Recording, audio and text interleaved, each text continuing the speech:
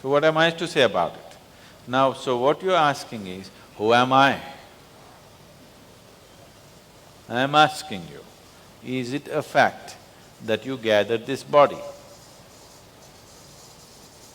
Is it a fact?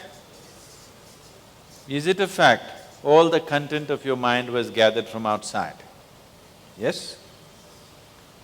So what you gather cannot be you. So there is no anything hypothetical about it. It is definitely not you, isn't it? But do you still exist? So what am I to say about it? Now, so what you're asking is, who am I?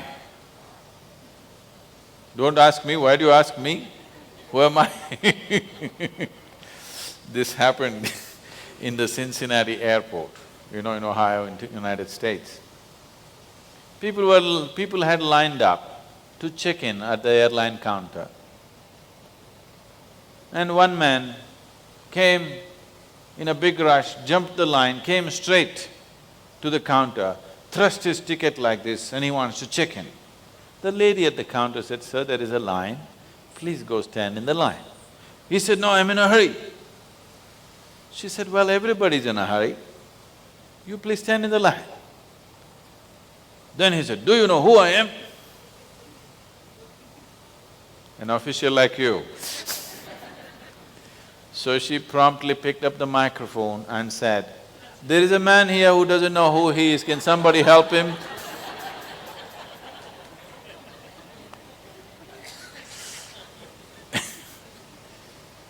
Now you come and ask me, who am I?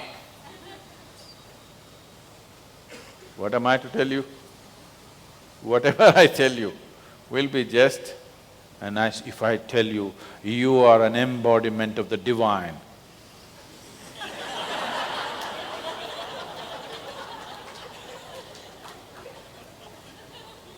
If you go and act out your divine nature at home, your wife will leave you if you act too godly at home.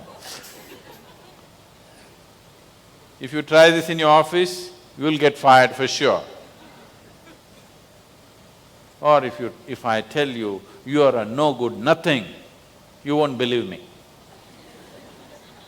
If I tell you, you are a drop of divinity that fell off Shiva's lap and here you are. Tell me, what kind of story do you want? A pleasant story, an unpleasant story? I can tell you both, I'm good at both. If I tell you an unpleasant story, you will not want to believe it. If I tell you a pleasant story, you will become fanciful and lose all your sense. But if you know it, then it's a different level of sense. So, right now don't bother. Don't try to drop into a conclusion.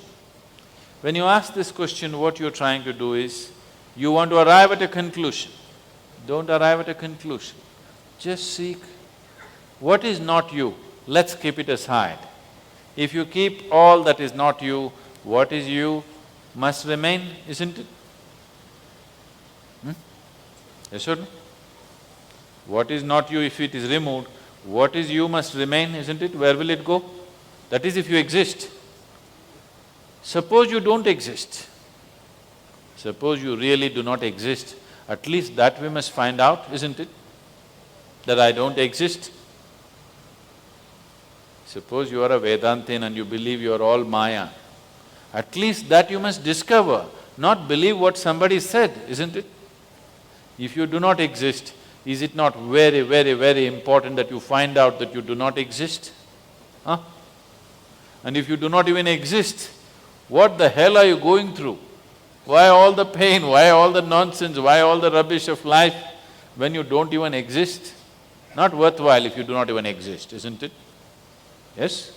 At least if you're in existence and you're getting somewhere, little pain on the way, it doesn't matter. Yes? You're climbing the hill, you're going to reach the top of the hill, on the way your knees are hurting, it's okay, but I'm going to get there. You're not going to get anywhere, just legs are paining. You don't want that, isn't it? And you don't even exist, but legs are paining. Do you want that? For sure you don't want that. So you must find out.